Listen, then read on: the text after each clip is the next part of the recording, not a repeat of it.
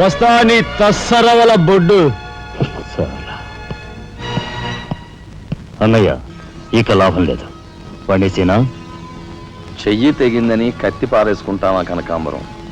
వాడి కెపాసిటీ ఏమిటో కళ్ళారా చూశాం గనక వాడిని బ్రతిమాలో బామాలో బెల్లించో నెమ్మదిగా మన అండర్లోకి తెచ్చుకోవాలి, అంతేగాని ఖర్చు పెట్టేయకూడదు. నిజమే, అలాంటి కెపాసిటీ ఉన్నవాడిని ముసలి వాళ్ళైతే పెంచుకోవాలి, పడుచు వాళ్ళైతే ఉంచుకోవాలి. ఓసిని తస్సరవల లడ్డు మరి పెద్ద పెద్ద డైలాగులు చెప్పేస్తున్నావు. ఇంతకీ నీ కెపాసిటీ యాస్ట్రోకి ఎక్కువ, డస్ట్బిన్కి తక్కువ.